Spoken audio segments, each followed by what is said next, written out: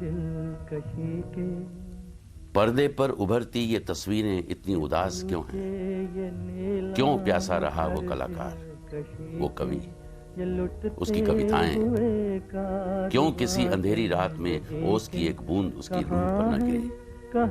अगर ये फूल कागजी थे तो मुरझाए क्यों? चकाचौंध उजालों में वो साए कैसे थे? इस शोरगुल में ये सन्नाटा कैसा था? किस सोच में था वो फिल्मकार? क्या चाहता था? चाहत, इज्जत? मगर ये दुनिया मिल भी जाती तो क्या होता? क्यों मिटाता रहा अपनी हस्ती? क्यों सो गया वो इतनी गहरी नींद? ये पुरपेच गलियां, ये बदनाम बाजार, ये गुमनाम राही, ये सिक्कों की झनकार, ये इस्मत के सौदे, ये सौदों पे तकरार, जिन्हें नाज है हिंद पर वो कहाँ है, कहाँ है, कहाँ है, कहाँ है?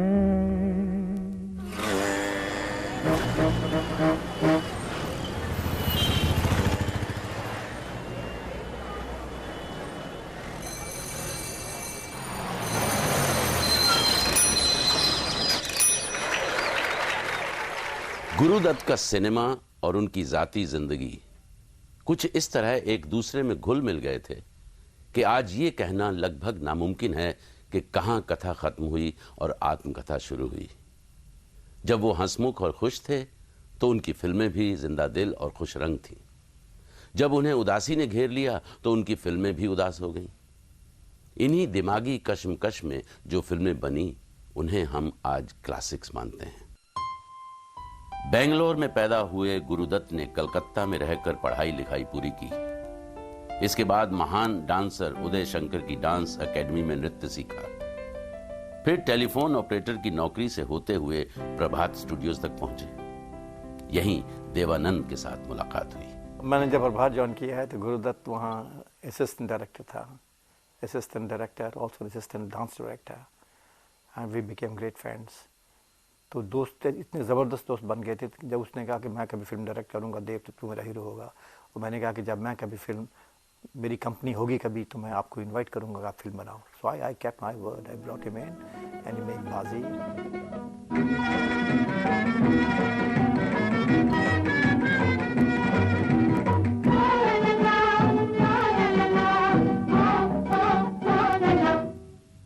सुनो गजर क्या गाए, समय गुजरता जाए, और जीने वाले होर भोले भाले, सोना ना होना ना, सुनो गजर क्या गाए।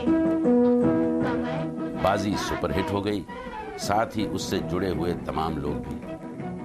So if you see Bazi, you'll find Bulat Sani's name as a screenplay writer and as a dialogue writer, and nobody knows about this. And Bazi also brought in Sahir Ludhianvi as a lyricist, and S.D. Burman in the Hindi movies in a big way, and Sahir Ludhiani and S.D. Burman and Navketan and Devanand and Gurudat and Geeta Bali and Devanand and Bazi, where I met my wife Kalpana Karthik, so it was a great combination. चलो कहीं भाग चले, इस गंदे ठप की जिंदगी को छोड़ छाड़ के कहीं दूर, जहां हम इंसानों की तरह रह सके। क्या बहकी हुई बातें कर रही हो? हिंदी सिनेमा में एक नई सोच, एक नई समझ दिखाई दी। समझाने का वक्त नहीं। ये सिनेमा किसी साहित्यकार की लेखनी से नहीं उभरा था, एक फिल्म मेकर की सोच से बना था। सीन्स, सेटिंग, कैमरा और लाइटिंग के जरिए कहानी बयान होने लगी। और तू भी उनके इशारों पर नाच रही है। नहीं नहीं, हट जा मेरे रास्ते से। नहीं, मैं तुम्हें नहीं जाने दूंगी। अगर जान हमने साथ लेके चलो, नहीं तो वो लोग मार डालेंगे। मैं मरना नहीं चाहती मदन। हट जाओ मेरे रास्ते से।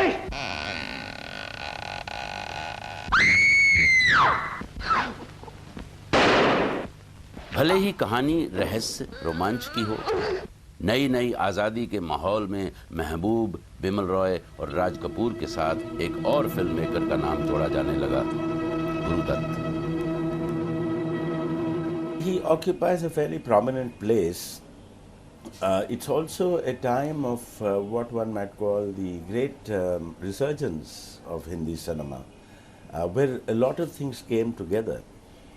good writing, good filmmakers, good subjects, good content, because that's really the period of the 50s and the early 60s, which was really a marvelous time because you had great filmmakers.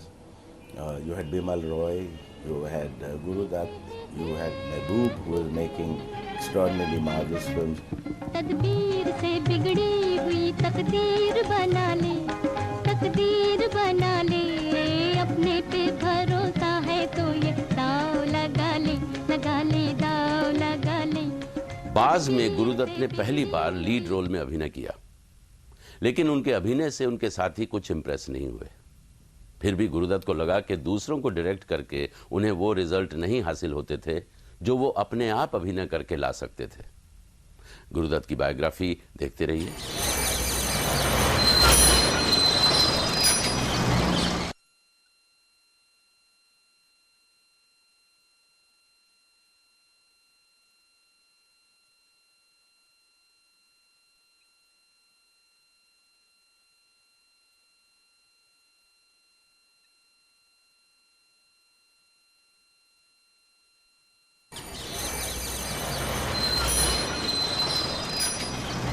Navketan में बनी mystery thrillers और जासूसी फिल्मों का असर अगले कुछ सालों तक बना रहा।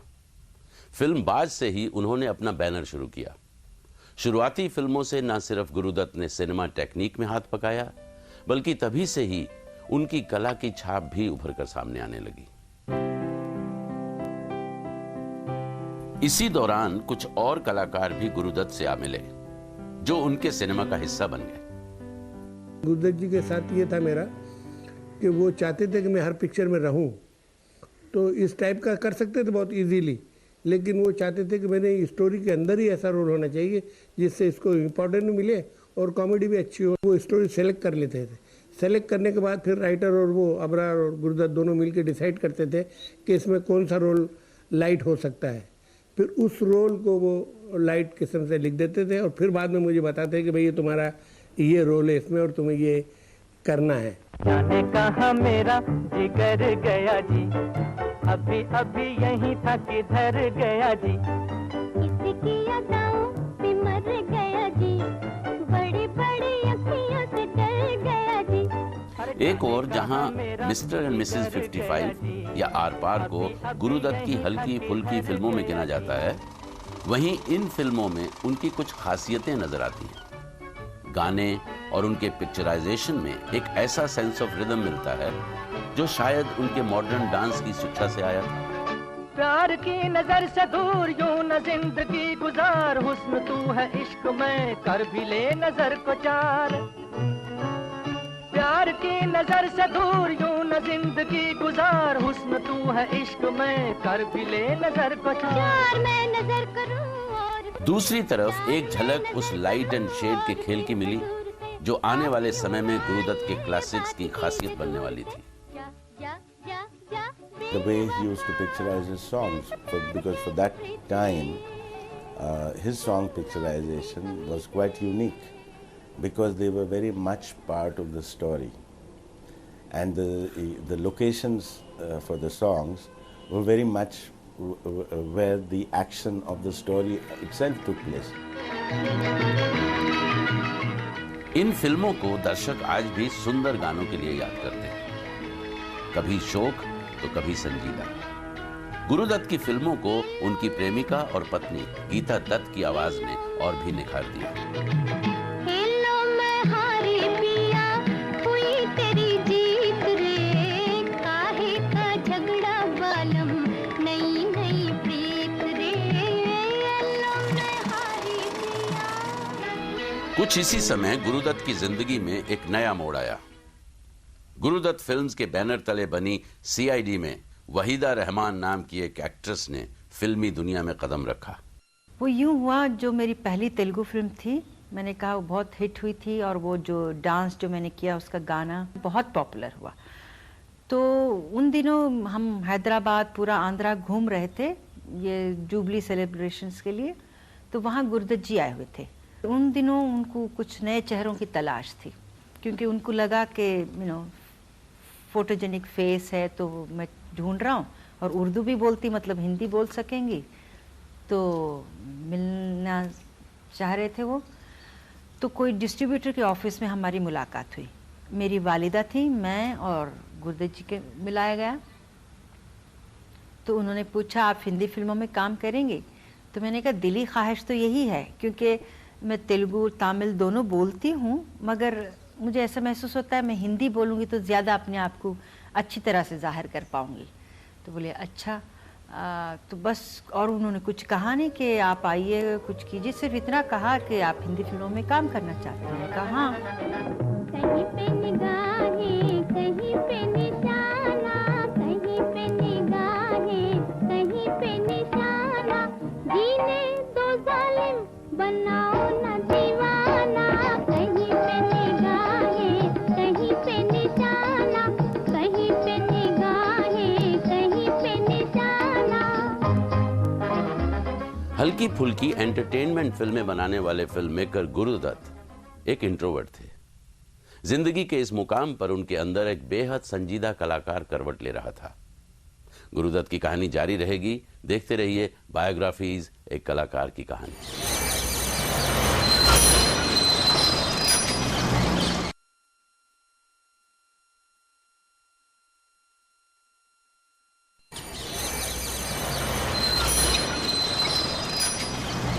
ना तो गुरुदत्त ने कभी इंटेलेक्चुअल होने का दावा किया, ना ही उनकी फिल्मों से किसी इंटेलेक्चुअलिज्म की छाप मिलती है। उनके अंदर का रोमांटिक जहां एक परफेक्ट दुनिया को तलाशता रहा, वहीं एक आर्टिस्ट सच्चाई की दुनिया से निराश फिरता रहा। इसी कॉन्फ्लिक्ट से पैदा हुई कुछ ऐसी फिल्में जिनको हिंदी सिनेमा के क्लासिक्स कहा जाता है। 1957 में प्यासा रिलीज हुई। ये हंसते हुए फूल, ये महका हुआ गुलशन, फिल्म को देखकर जनता चौंक गई। ये रंग में और नूर में डूबे हुए राम। अभी तो आजादी को सिर्फ 10 ही साल हुए थे, फिर ये फिल्म मेकर अपने समाज से इतना निराश क्यों था? किस दुनिया की तलाश थी उसे? तंगा चुके हैं कशमकश जिंदगी से हम, तंगा चुके हैं कशमकश जिंदगी से हम, ठुकरा न दें जहां को कहीं बेदिली। जनाब, खुशी के मौके पर क्या हम बेदिली का राग छेड़ा हुआ है? कोई खुशी का गीत सुनाइए।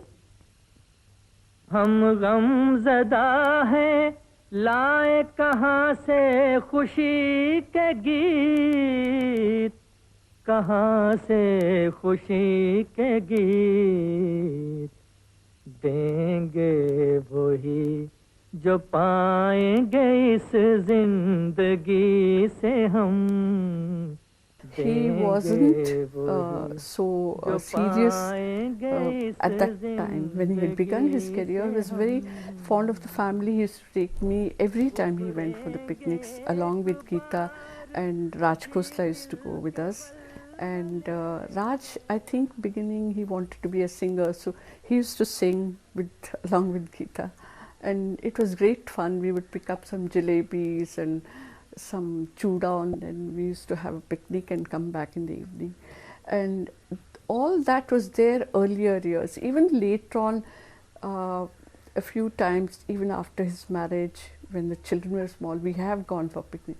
But I think later, I don't know what, maybe the deep involvement in filmmaking made him very lonesome or absorbed in his thoughts and became very serious. I wouldn't say it is because of any relationship. I think it is his deep involvement in films must have made him introvertish, and you know.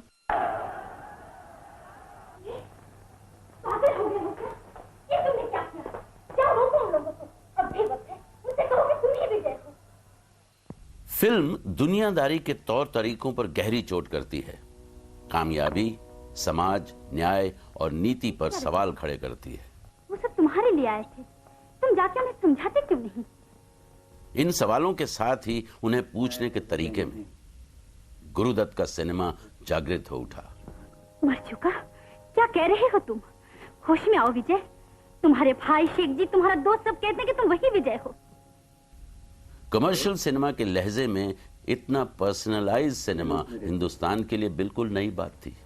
ये सब दौलत के दोस्त हैं। कल तक जो मुझे पहचानने से इनकार कर रहे थे, वो आज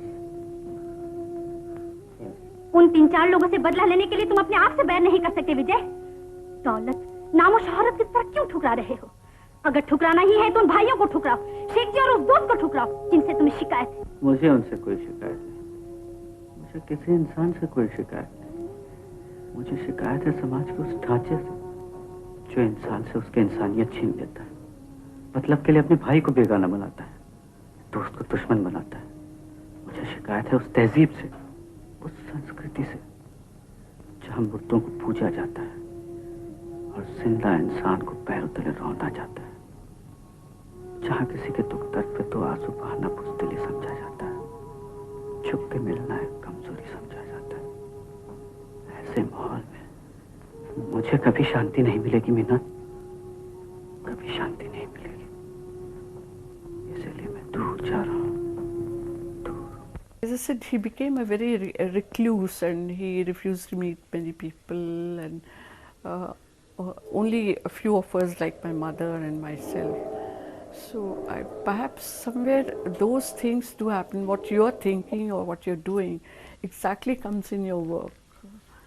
So I think his state of being aloof also was a part of my father's character. My father never had friends, never met anybody, he would never go out. निराश रोमांटिक हीरो जब गुलाबो नाम की एक वेश्या में हमदर्दी पाता है तो देवदास की याद आ जाती है।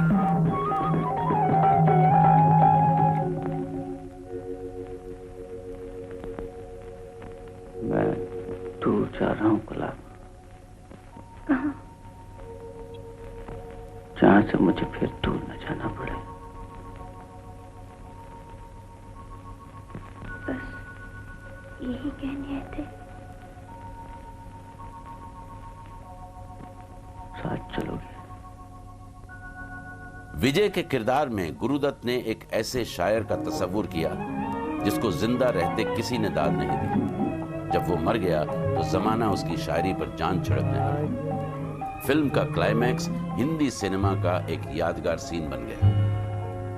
ये महलों, ये तख्तों, ये ताजों की दुनिया, ये इंसान के दुश्मन समाजों की दुनिया, ये दौलत के भूखे रवाजों की दुनिया, ये दुनिया अगर मिल भी जाए तो क्या है, ये दुनिया अगर मिल भी जाए तो क्या है।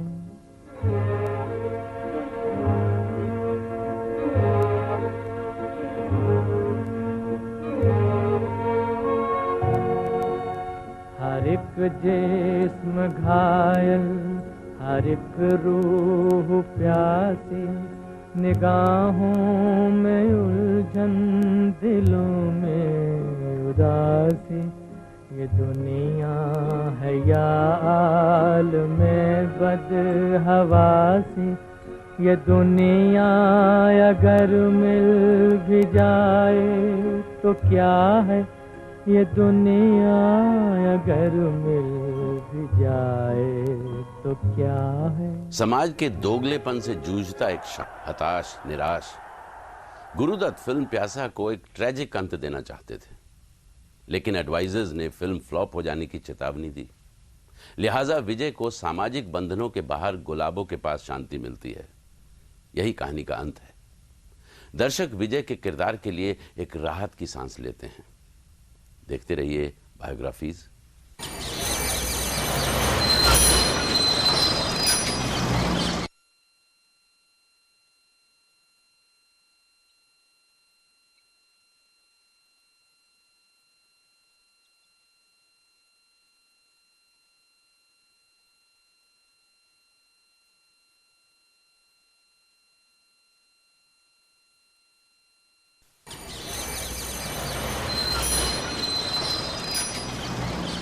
कुछ धुंधले से सवाल जिनका जवाब मिलना लगभग नामुमकिन ही था, प्यासा में उठाए गए।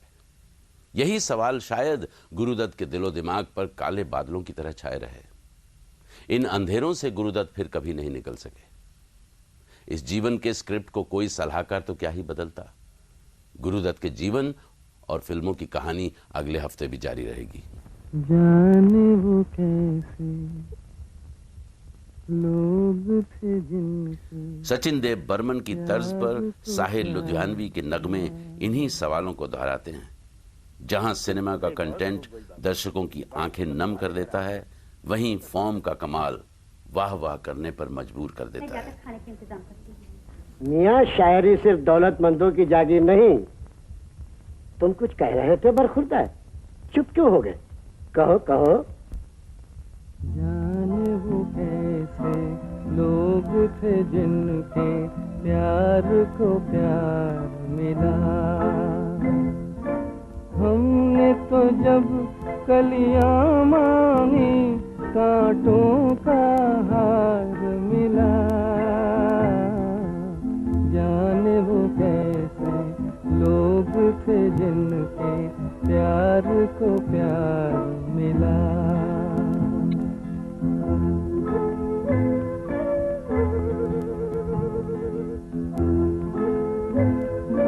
खुशियों की मंजिल ढूंढी तो गम की गर्द मिली। खुशियों की मंजिल ढूंढी तो गम की गर्द मिली। चाहत के नगमे चाहे तो आहे सर्द मिली। दिल के बोझ को दूना कर